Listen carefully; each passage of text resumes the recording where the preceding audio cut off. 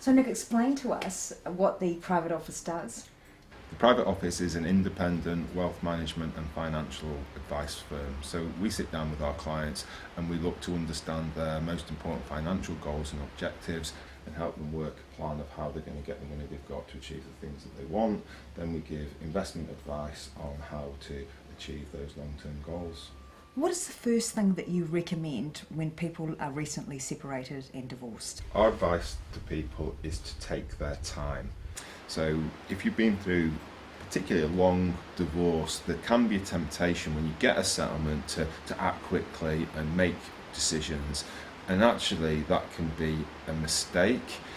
Yes, put your money in a interest-bearing bank account, but then you should take your time. And the reason for that is that when you've been divorced, you're going through a transition, and we find that actually 6 to 12 months after the divorce is finalised, people are used to and more tuned into their new situation.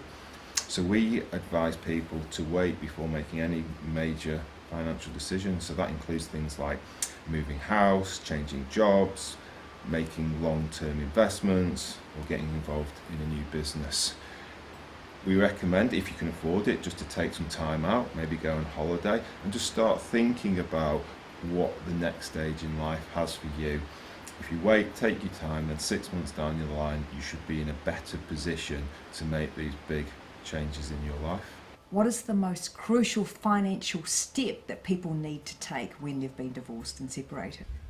The most important step that someone should take when they've been through a divorce is to work a clear financial plan out for them and their family.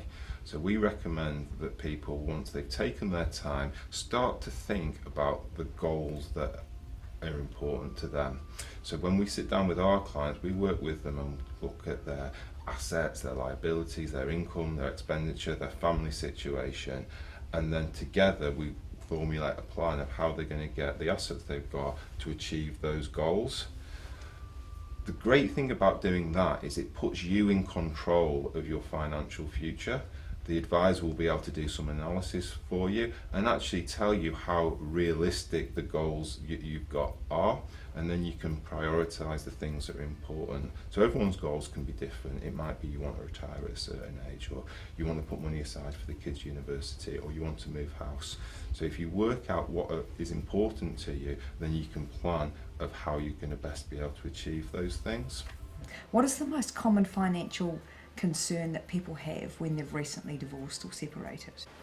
Yeah, we tend to find there's two concerns that people have. Number one is that whether they're going to be equipped or knowledgeable enough to look after their finances going forward, and the second concern that people commonly have is who they should trust.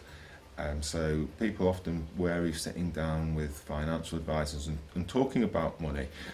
So what we recommend, if you're wondering who you should trust with helping you on the next stage of your financial life, is to do a few things. Number one, ask around, get a recommendation for someone who's maybe been through the process before and who they used. The second bit of advice, which sounds like a risk but isn't, is to trust your gut feeling. So we've all met people and felt that this is someone that you could get on with, who's your type of person, speaks the same language as you, and equally someone who you don't connect with. So it's the same with financial advice. Meet people, work out the person that you think you can connect with, who understands you, who you feel you can develop a long-term relationship, and then trust that gut feeling, especially if it's coupled with a recommendation from a friend or family member. Okay. What is the most crucial financial step that someone needs to take when they've been through divorce and separation? The most crucial step that someone who's been through divorce should take is, first of all, take the time and then work out a clear financial plan for them. So with our clients, what we do is ask them to write down all the things that they want to achieve from a financial point of view, and that can be varied. It might be that you want to retire at a certain age, it might be you want to help kids through university, it might be you want to move house. Whatever that is for you, write down your financial goals and then sit down with a financial advisor who will help you formulate a plan. So you'll sit down and you'll talk about your assets, your liabilities, your income, your expenditure, and your family situation, and together formulate a plan of how you're going to get the money you've got to achieve the goals that you have. If you take time to do that properly, then the next stage of where you should put money to achieve your goals will be a lot more straightforward, and you'll have a high chance of succeeding in the things that you want.